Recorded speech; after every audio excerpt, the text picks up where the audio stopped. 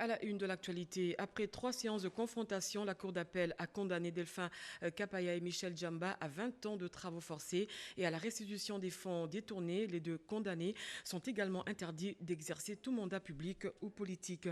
Et puis, au total, 521 Koulouna seront transférés dans la province de Lomami à Kanyamakasese. Ils ont été présentés au gouverneur de la ville de Kinshasa pour demain samedi. 320 délinquants urbains vont prendre leur avion pour le centre pilote de l'opération. Mesdames, Messieurs, bonsoir et bienvenue dans ce journal.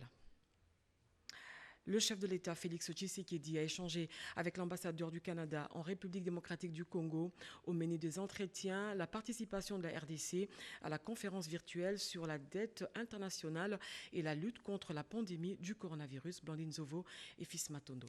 Plusieurs sujets étaient au menu de l'audience que le chef de l'État, Félix-Antoine Tshisekedi Tshilombo, a accordée ce vendredi 26 mars à l'ambassadeur du Canada en République démocratique du Congo. En premier lieu, la participation de la RDC à une conférence internationale virtuelle sur le financement au développement dans le cadre de la lutte contre le coronavirus. Première chose, c'est qu'on voulait le féliciter au nom du Canada pour son poste de président en fonction de l'Union africaine. Et compte tenu des messages qu'il avait livrés jusqu'ici, on voulait aussi réitérer l'invitation de notre premier ministre, du secrétaire général des Nations unies et du premier ministre de la Jamaïque à participer lundi à une conférence qui va porter sur la dette internationale. Et donc, ça se situe dans le cadre de l'initiative sur le financement du développement sous la COVID. Donc, c'est une initiative globale, mondiale, où tous les chefs d'État et de gouvernement sont invités lundi à se prononcer. Donc, on pensait qu'il y avait vraiment une convergence d'intérêts et de vues de la façon dont M. le Président ici a exprimé toute la solidarité africaine qui était nécessaire pour faire face à la pandémie. Dans le cadre de la Journée internationale des droits des femmes, le diplomate canadien est venu remettre au président de la République les conclusions des travaux parrainés par son pays qui a réuni une vingtaine d'ONG féminines congolaises portant notamment sur les enjeux et priorités à prendre en considération dans la protection des droits des femmes. Pour terminer, je lui ai remis en main propre une déclaration qui a été faite par une vingtaine d'organisations de la société civile congolaise dans le cadre de la Journée internationale du droit des femmes pour établir un peu comment elle voit les priorités, les enjeux qui devraient être abordés rapidement pour permettre, pour protéger les droits de la femme et pour aussi en faire la protection de leurs droits dans le contexte actuel. Donc, on leur a donné une plateforme sur laquelle ils pouvaient s'exprimer et moi, je suis venu déposer au président le fruit de ces délibérations-là. Par ailleurs, le Canada se dit prêt à accompagner le chef de l'État, Félix-Antoine Tshisekedi Tshilombo, pour son mandat à la tête de l'Union africaine. Était associée à cette audience la conseillère politique de l'ambassade du Canada et le mandataire spécial du chef de l'État, le professeur Serge Tshibangou. L'RDC devient officiellement 41e membre du mécanisme africain d'évaluation par les pairs. Le chef de l'État a pris part par visioconférence au 30e forum des chefs d'État et de gouvernement des pays membres du mécanisme africain. Suivez. C'est désormais confirmé. La République démocratique du Congo vient d'adhérer au mécanisme africain d'évaluation par les pairs. Le président de la République, Félix-Antoine Tshisekedi Tshilombo, a participé par visioconférence ce jeudi 25 mars 2021 au 30e forum de chefs d'État et de gouvernement du MAEP. À cette occasion, le chef de l'État a prononcé une allocution d'adhésion de la RDC au mécanisme africain d'évaluation par les pairs. La République démocratique du Congo devient ainsi officiellement le 41e membre adhérent au MAEP. Dans son allocution, le président de la République a souligné l'importance cruciale de la promotion de la bonne gouvernance et du renforcement de l'état des droits pour consolider le développement de l'Afrique. Le chef de l'État a rappelé que sous son autorité, la RDC avait mis l'accent sur la consolidation de l'état des droits, du respect des droits humains, de la lutte contre la corruption et l'impunité. La réussite d'un tel programme passe nécessairement par une évaluation régulière des mesures mises en place. Au sein du MAEP, la RDC partagera avec les pays frères des bonnes pratiques en matière de bonne gouvernance au plus grand bénéfice des populations africaines. Et puis la situation sécuritaire à l'est du pays, au centre des échanges entre l'ambassadeur des États-Unis d'Amérique et le président de la Chambre basse du Parlement, Mike Hammer, est venu aussi présenter ses civilités au nouveau président élu, Christophe Mbosso, Sylvie Mwembo, Bernard Bodo et Jérémy Kiakwete pour le reportage. Le processus électoral en République démocratique du Congo et la situation sécuritaire à l'est de la RDC ont servi d'étoile de fond à la rencontre que le président de l'Assemblée nationale, Christophe Mbosso Kodiapwanga, a eue avec l'ambassadeur des États-Unis en RDC, Mike Hammer.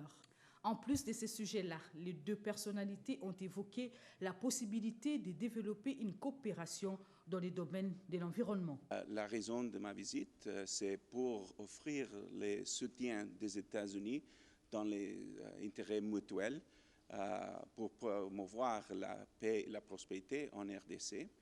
Nous en avons aussi parlé beaucoup de la situation de sécurité à l'est du pays, que c'est vraiment préoccupant. Et aussi, comme vous avez écouté, les États-Unis ont désigné les ADF, un groupe terroriste Daesh. Et c'est important et le président Mbosso m'a remercié pour cette désignation. Et aussi les avancements des droits de l'homme en RDC. En présence du premier et du deuxième vice-président de la Chambre basse du Parlement, les diplomates américains est favorable au maintien d'un dialogue avec l'institution parlementaire afin de voir comment les États-Unis d'Amérique peuvent continuer à soutenir dans le paysage politique congolais. À la Chambre haute du Parlement, Modeste Baeti a échangé à tour de rôle avec les diplomates chinois et marocains accrédités ici en République démocratique du Congo. Peu avant, les membres de la Chambre haute du Parlement ont eu une séance de travail avec le commandant de l'école de guerre, nous dit Sandra Nyangui. Quel est le rôle de la Commission Défense, Sécurité et Frontières du Sénat, son fonctionnement et son interaction avec le ministère de la Défense nationale en vue de parachever la montée en puissance des forces armées de la République démocratique du Congo? Assoiffés des connaissances, les stagiaires de la première promotion de l'école de guerre de Kinshasa ont visité le Sénat congolais. Ils étaient sous la supervision du général Mouland Nawej, accompagné de son adjoint, le français Éric de la Chapelle. Ces hommes en uniforme, face aux membres du bureau du Sénat et la commission défense et sécurité, ont reçu toute la lumière sur le fonctionnement de cette chambre. Le président Modeste Baeti a expliqué à ses hôtes la volonté de cette chambre de sages de se rapprocher davantage des ministères de la Défense et sécurité pour s'assurer que l'armée ainsi que les autres services de sécurité aient les moyens nécessaires pour mener à bien leurs activités, car l'espoir du peuple congolais pour la paix est tourné vers l'armée. Les échanges ont été fructueux et nous avons été émerveillés parce qu'ils ont répondu pratiquement à la préoccupation de l'école. Dans un autre décor, le président du Sénat, Modeste Baeti Lukwebo, a échangé avec l'ambassadeur de Chine en RDC, Zhou Xing. Ce dernier est venu non seulement transmettre les félicitations du président du Sénat chinois, Modeste Baeti, pour sa brillante élection à la tête de cette chambre, mais aussi pour réchauffer la coopération sino-congolaise. Le président de la Chambre haute du Parlement a mis l'accent sur la coopération économique, très capital pour le développement du pays, mais aussi pour le bien-être du peuple congolais. L'amélioration des relations entre le Sénat et les provinces, l'une des priorités du mandat du président du Sénat, a été expliquée aux diplomates chinois. Le Parlement chinois est prêt à soutenir le Sénat à accomplir ses missions, notamment dans la construction de l'état de droit, dans l'amélioration de la gouvernance, et aussi contribuer davantage au développement économique et social du Congo, de la RDC. Renforcer davantage les liens, les échanges entre les parlementaires pour partager les savoir-faire, les expériences. Avec Rachid Agassim, ambassadeur de Sa Majesté le Roi Mohamed VI, accrédité à Kinshasa, le président du Sénat a d'entrée de jeu reçu les félicitations du Parlement marocain pour son élection à la tête de cette chambre de sages. L'ambassadeur du Maroc dit compter sur Modeste Bahati pour faire avancer la coopération bilatérale entre Kinshasa et Rabat, car l'Afrique doit faire confiance à l'Afrique. Les deux personnalités ont une vision commune, vision plus économique pour transformer les ressources en richesses. On a évoqué l'intérêt de relancer les relations bilatérales, surtout économiques, entre nos deux pays. Et il est sur la même longueur d'onde et nous allons travailler ensemble pour aller de l'avant dans ce domaine.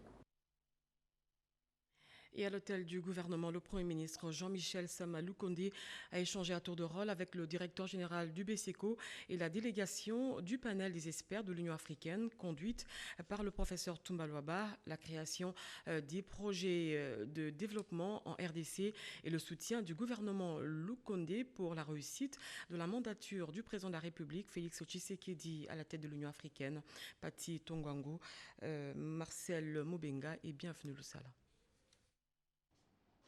Le BSECO, prêt à mettre son expérience au service de l'administration Sama Lukonde dans la gestion du projet. Son directeur général Théophile Matondo l'a dit au Premier ministre à l'immeuble du gouvernement. Selon lui, le bureau central de coordination offrait beaucoup d'opportunités pour accompagner avec succès les plans d'action du gouvernement, voire ses initiatives dans la mobilisation des ressources financières. C'était pour pouvoir présenter nos civilités, mais surtout pour pouvoir apporter notre contribution par rapport à la préparation de son programme, mais aussi par rapport aux perspectives de réalisation de ce programme. Le BSECO, comme agence de gestion des projets du gouvernement, le pays peut attendre beaucoup de choses, dans la mesure où aujourd'hui nous sommes en train d'accomplir 20 ans d'expérience et de maîtrise des standards internationaux en matière de gestion des projets. Ce n'est pas peu. Nous avons beaucoup d'études qui sont déjà prêtes, nous avons des plans types, le principal secteur de la vie nationale. Donc il était de notre devoir de pouvoir lui présenter tout cet arsenal d'opportunités pour que nous puissions contribuer effectivement à la réalisation de son programme. Le BSECO et la Direction générale des impôts DGI sont déjà à pied d'œuvre dans la course pour l'informatisation de la taxe sur la valeur ajoutée TVA, d'après Théophile Matondo, qui a voulu bien partager les avancées réalisées et les points pendants avec les premiers ministres. Avec les panels des experts de l'Union africaine chargés d'accompagner les mandats du chef de l'État à la tête de cette institution africaine, conduit par le professeur Toumba Luaba, il a été question de la présentation au Premier ministre du texte fondateur de la mandature du président de la République, Félix-Antoine Tshisekedi Tshilombo. À écouter le professeur Toumba Luaba, ce texte comprend aussi la vision stratégique pour son plan d'action à la présidence de l'Union africaine. Nous avons sollicité l'appui du Premier ministre qui est déjà acquis. Et le Premier ministre a beaucoup insisté sur le fait que le Congo est très attendu et que le Congo va répondre à cette attente-là, qu'il a déjà eu à s'entretenir avec le président de la République sur un certain nombre de questions contenues déjà dans sa vision stratégique et son plan d'action, et que nous pouvons compter sur lui. Et le Premier ministre a souligné que c'est bien que le panel soit déjà au travail et qu'il invite toute la République démocratique du Congo à se mettre au travail, parce que nous devons réussir et faire réussir notre pays en interne comme à l'extérieur. Le Premier ministre Jean-Michel Sama Lukonde Kyenge a aussitôt vite fait de rassurer ses hôtes du soutien du gouvernement de l'Union sacrée de la nation quant à la réussite du mandat du chef de l'État à la tête de l'Union africaine. C'est une lueur d'espoir pour les populations de la commune de Mongafula. Les travaux anti-érosifs et de réhabilitation des routes principales pourront reprendre d'ici peu à Kimwenza et Kindele. C'est le représentant du chef de l'État en charge des infrastructures qui a lancé le début des travaux de réhabilitation. Constance Mananga. Des solutions urgentes pour résoudre les calvaires que vivent les habitants des quartiers Kimoza et Kindele dans la commune de Mongafula viennent de trouver un écho favorable du chef de l'État Félix-Antoine Tshisekedi Tshilombo. Sensible à l'état actuel de cette route d'intérêt capital, le chef de l'État a instruit de toute urgence son envoyé spécial de s'investir pour que les travaux démarrent dans un bref délai, et ce après un état des lieux, après le passage d'une délégation de la Banque mondiale conduite par le cardinal Fridolin Ambongo et les représentants personnels du chef de l'État Yannick Luntadila. Les travaux en arrêt depuis décembre 2019 vont reprendre bientôt. Sur instruction du chef de l'État, après la visite, il m'a donné les instructions pour aller voir l'OVD et l'entreprise chinoise qui avait commencé les travaux ici, de revenir aujourd'hui pour faire les constats du lieu. Normalement, les travaux commencent demain. Ils vont déjà voir chez les sœurs, là ils vont prendre de la terre, leur base de vie, où ils vont pouvoir installer les agents. Les représentants personnels du chef de l'État Yannick Luntadila, qui s'est fait accompagner de la société chinoise qui avait travaillé à cet endroit, l'OVD et la mission de contrôle, ont palpé les réalités de la progression de ces érosions. Satisfaction pour les prêtres de l'université Loyola, les sœurs de Sainte-Marie de Kisantou, des Immaculées Conception, les frères jésuites, les lavaristes et autres. Nous espérons beaucoup de la venue de ces Chinois, mais aussi de l'OVD. Il y a une urgence. Et donc nous espérons vraiment que leur présence pourra aider et nous et la population à vivre dans la sécurité. Plusieurs écoles, des églises et même la grande bibliothèque d'Afrique se trouvent à cet endroit, menacées par ces érosions et si l'on n'y prend garde, risquent de disparaître. Déjà, avec près de 600 mètres de progression d'érosion, il y a nécessité d'intervenir. Heureusement que la descente du représentant personnel du chef de l'État Yannick Luntadila vont booster les choses. Des sanctions vont tomber pour ceux qui ne vont pas se conformer à la loi. Les Kinois sont appelés à protéger l'environnement. Selon Jean-Tini Ngobila, gouverneur de la ville de Kinshasa, les constructions anarchiques, l'usage des emballages en plastique serait la base de plusieurs dégâts matériels et humains à travers la ville de Kinshasa. À cela s'ajoutent les pluies diluviennes. Guillaume Kokomamengi. Les routes s'affaissent, les crevasses se multiplient, les tronçons coupés. C'est le cliché malheureusement quotidien que présente la ville-province de Kinshasa pendant ou après les inondations. Tout le monde cherche la cause. Un peu de silence. Le premier des Kinois, le gouverneur de la ville-province de Kinshasa, croit dur comme fer, tenir le bon bout, et donc la vérité. C'est des routes mal construites par des entreprises non expertes. Jean-Tini Ngobila Mbaka, qui fait le bilan avec preuve, parle de partenaires non avisés qui ignorent les ABC de la construction de routes et pourtant, ils ont réussi à passer entre les mailles pour arracher ces marchés, des marchés exigeants pourtant. La République démocratique du Congo, par une volonté politique exprimée, a déboursé de fonds en monnaies étrangères pour se doter des routes solides qui tiennent dans le temps. Le gouverneur Jean-Tini Ngobila ne décolère pas. Quand la société CDCG, une société chinoise, a travaillé sur la route ici, la route qu'on appelle la ville de la paix, cette société n'a pas fait suffisamment de purge pour extirper les immondices et notamment les sachets. La route s'est abîmée. Semaine prochaine, je vais m'acharner. La police va nous accompagner ainsi que les magistrats pour envoyer au tribunal, devant le juge, tous ceux qui polluent notre ville, tous ceux qui produisent de l'eau en sachet, tous ceux qui vendent de l'eau en sachet. Ils sont le premier pollueur, c'est eux. Non seulement ils mettent de la saleté, mais ils détruisent l'écosystème de notre ville. Escroquerie, n'est-ce pas? Il n'est pas gênant que de poser la question de savoir si la République démocratique du Congo n'a pas d'experts nationaux en la matière. Construire la route sur des immondices sans se soucier est ce qu'on appelle de l'aventure. Cela ne peut passer inaperçu. Il est plus que temps. Bruno Miteo, chef de la maison civile du chef de l'État, salue l'élan de développement de la province du Haut-Ouélé. En séjour dans la partie ouest du pays, le chef de la maison civile du chef de l'État, en compagnie du gouverneur de province, a visité quelques projets d'intérêt communautaire initiés par le gouvernement provincial. Lopez Kakouba. Vice-gouverneur, le chef de la maison civile du président de la République a été immédiatement conduit au salon d'honneur pour un briefing avant de prendre la direction du centre-ville d'Iziro où l'attendait le gouverneur Christophe Besséné-Nonga qui, aussitôt arrivé, le reçoit ici dans son cabinet pour des civilités.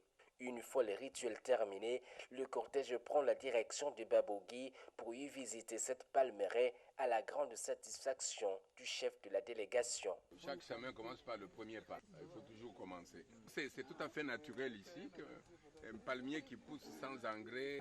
Allez, félicitations.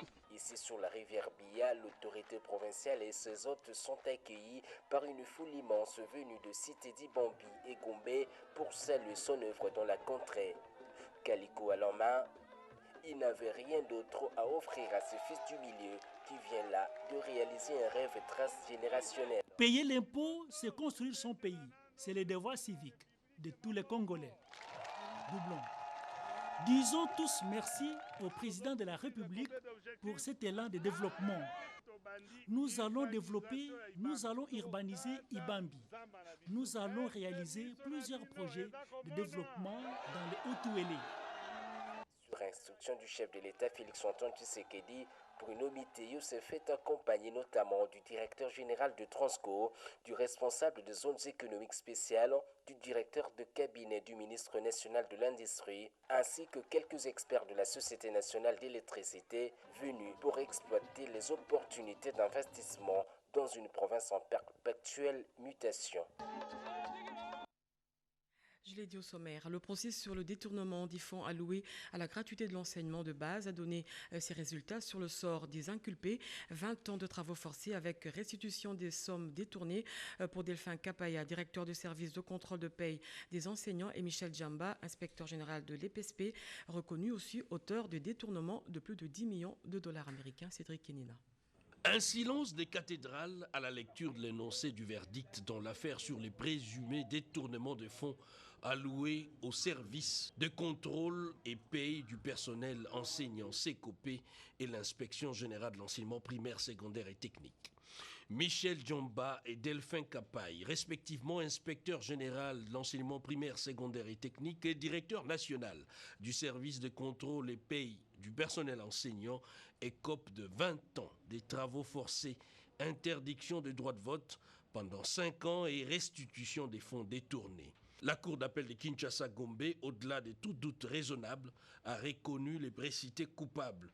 Pour les premiers, Michel Djamba, d'avoir détourné près de 560 millions de francs congolais destinés à l'achat des fournitures, dont près de 348 millions de francs congolais et près de 11 millions de francs congolais devant servir à l'organisation du TENAFEP et de l'examen d'État.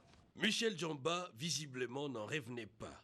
Pris par un malaise soudain après le verdict, voyant sa carrière s'écrouler comme un château de cartes. C'est le collectif de ses avocats qui l'entourent pour constater. L'homme s'est remis peu à peu et a regagné quelques minutes après sa cellule. L'accusé Delphin Kapaya, lui, est reconnu coupable de l'unique infraction à sa charge, celle d'avoir détourné près de 13 milliards de francs congolais du CECOPE. Pour une certaine opinion, il s'agit d'un procès pédagogique pour dissuader quiconque serait tenté par la même aventure. C'est l'épilogue d'un procès à suspense, en 4 audiences, qui a pu étaler les faiblesses dans la gestion des deniers publics dans le secteur de l'éducation. 521 délinquants plutôt juvéniles, appelés communément Kuluna ici à Kinshasa, ont été présentés au gouverneur de la ville de Kinshasa pour demain samedi. 320 Kuluna seront transférés à Kanyamakasisi dans la province du Olomami. Oscar Mbal. Ces jeunes délinquants dits Kuluna, au total 521, ont pour la plupart fait du mal à la population.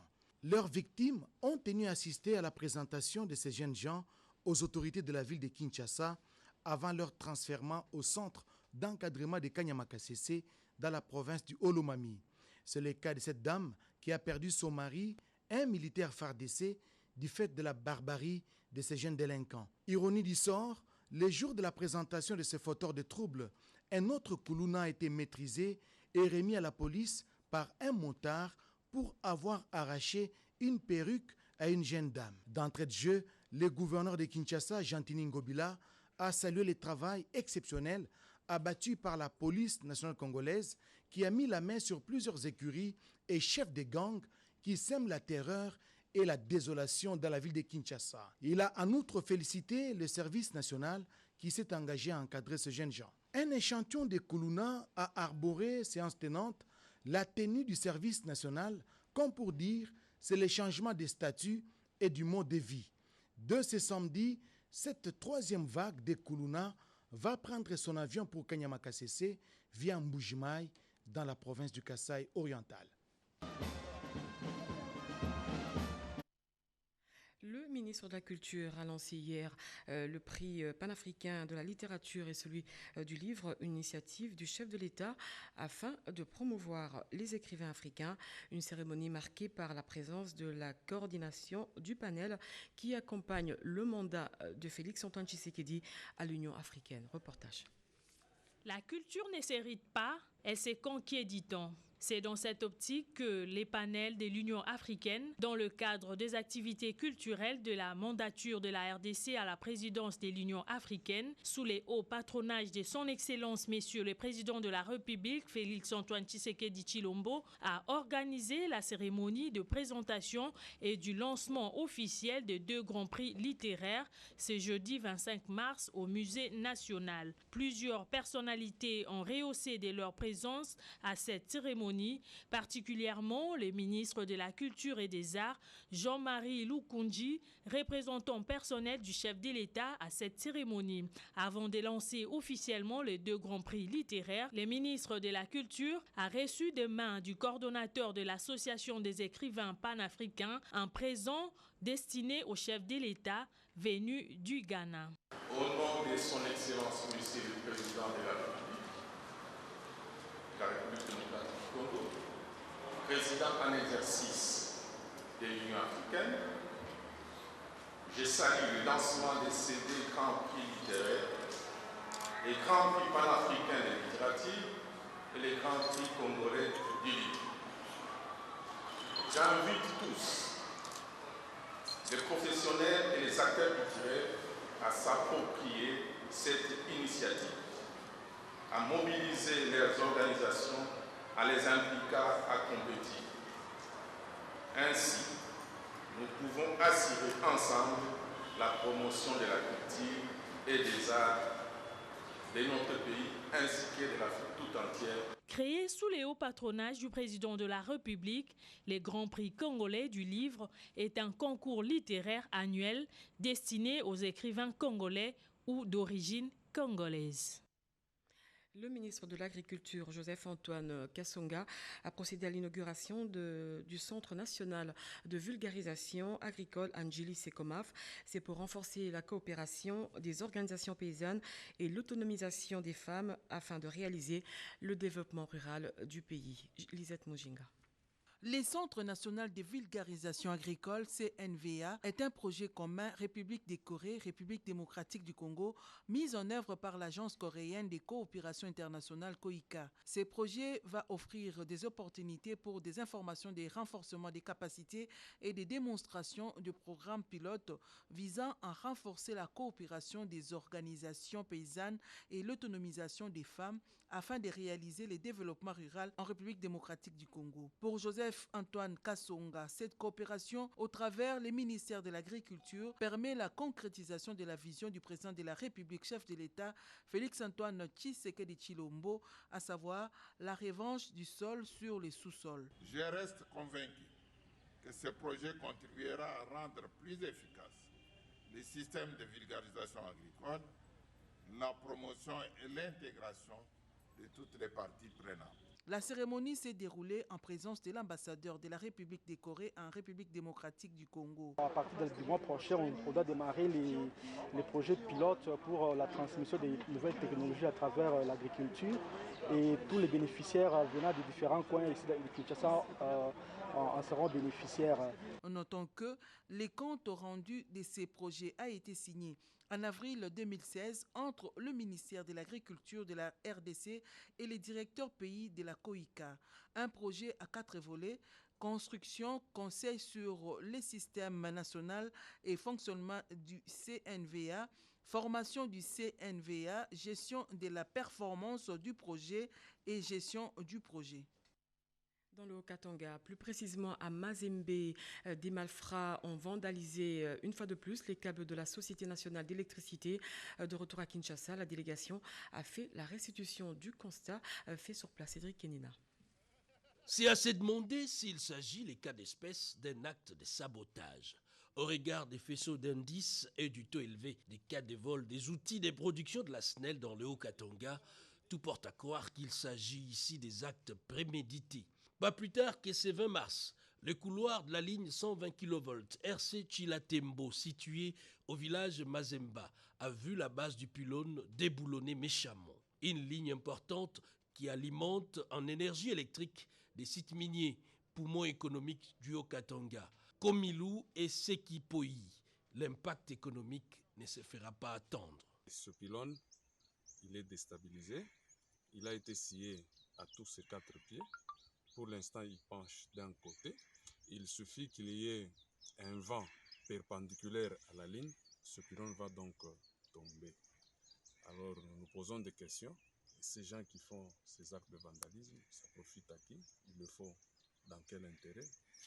Les actions que nous pourrons envisager faire dans les tout prochains jours, c'est pouvoir d'abord stabiliser ce pylône avant de pouvoir réparer, fabriquer à l'atelier toutes les parties endommagées.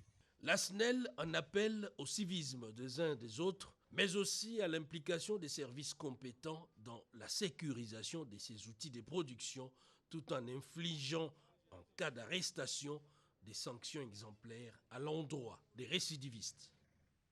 Lancement de la 3e édition de l'entrepreneuriat féminin placée sous le thème « Investir malgré tout ». Cette journée dédiée à l'entrepreneuriat au féminin permet de former et orienter les créatrices. Rekinzouzi. La seule clé pour l'indépendance économique et le développement de la RDC reste l'entrepreneuriat, surtout agricole. Une révélation faite au 3e salon de la jeune femme entrepreneur dans le contexte de la Covid-19. Il faut toujours entreprendre malgré tout. C'est le thème.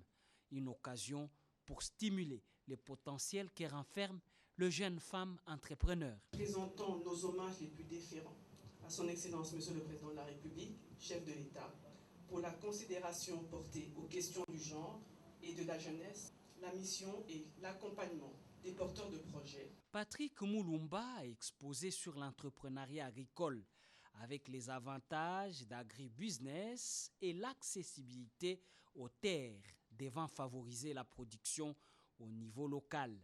Ces actions doivent être connues par le grand public. C'est le sous-thème Branding Personnel évoqué par Noël Tchani. Les trophées de la jeune femme entrepreneur 2020 ont été remis à 2 lauréates par Chantal Molop, conseillère spéciale du chef de l'État chargée du genre. En tant qu'entrepreneur, vous devez vous dire directement, je suis entrepreneur, au finish, je dois créer de l'emploi. C'est comme ça qu'on se solidifie et c'est comme ça qu'on gagne un peu plus de bénéfices. Et on peut créer plus d'emplois, on crée plus de produits et on contribue au développement de la société. C'était le prix de la résilience et de la meilleure idée d'entreprendre. Le vent de l'Union sacrée s'est exporté en province, plus précisément à Lualaba. 11 des députés provinciaux sur les 20 que compte l'organe délibérant provincial ont adhéré à l'Union sacrée du président de la République, Félix Tshisekedi. Quelques jours après leur adhésion, une délégation des députés provinciaux a rencontré Kitenge Issou, aux représentants du chef de l'État, auprès de qui ils ont signé leur fiche d'adhésion. Edith Chala.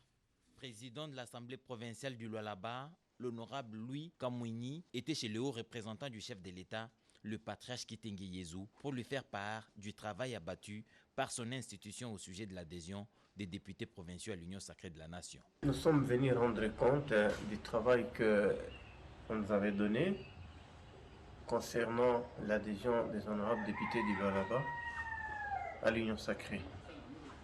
Alors, nous sommes venus montrer le degré d'adhésion des députés provinciaux du Lualaba. On n'a pas contacté tout le monde parce qu'il y en a qui étaient absents, mais jusque-là, sur 20 députés actifs, 14 se sont adhérés. Les élus provinciaux du Lualaba ont librement adhéré sans aucune contrainte, selon le président de la commission PAG de l'Assemblée provinciale du Lualaba, l'honorable Jean-Marie Kasseya. Vous savez, l'équipe où la mission était confiée au président de l'Assemblée provinciale du Lualaba, à la personne de l'honorable Kamouini. Chacun était libre pour adhérer. Je crois que les gens ont adhéré à la vision du chef de l'État. Nous ne devons pas accepter que vous puissiez dédoubler à l'Assemblée provinciale l'Union sacrée. Marie-Olive Lembe-Kabila, président de l'Initiative Plus, vient de doter le groupement de Kaziba dans le territoire de Mwenga, au sud Kivu, d'une maternité ultramoderne. L'inauguration de cette infrastructure sanitaire a eu lieu hier, jeudi. Suivez.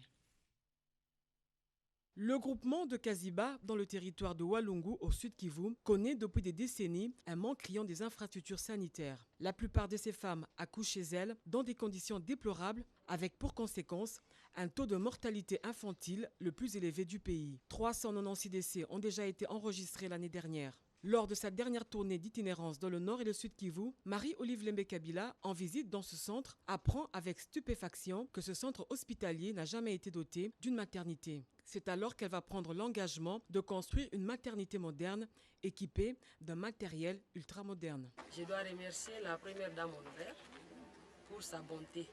Une œuvre comme celle-ci ne peut pas se réaliser si le couple n'est pas en harmonie. Nous avons centre de santé de maternité ou pas. Les premiers bénéficiaires ont du mal à cacher leur joie. Des danses et des cris de joie ont agrémenté cette journée. Les femmes de Kaziba promettent de donner le nom d'Olive Lembe-Kabila à la première fille qui naîtra de cette maternité. Bouclons ce journal avec ce communiqué. La Direction générale des recettes de Kinshasa informe aux personnes physiques et morales assujetties à l'impôt sur le véhicule et la taxe spéciale de circulation routière vignette qu'il n'est nullement question de procéder au paiement des frais dits administratifs auprès des agents postés aux différents sites de vente de vignettes exercice 2020. Car elle n'a jamais autorisé une quelconque perception des dits frais qu'elle ne connaît pas d'ailleurs. Les agents qui vont se compromettre à cette pratique seront sévèrement sanctionnés et tout assujetti qui s'y adonnera ne s'en prendra qu'à lui-même. C'est un communiqué signé Félicien Koulouta Ntoula. C'est la fin de ce journal, mesdames, messieurs. Merci de l'avoir suivi. Je vous retrouve le vendredi prochain. D'ici là, portez-vous bien. Au revoir.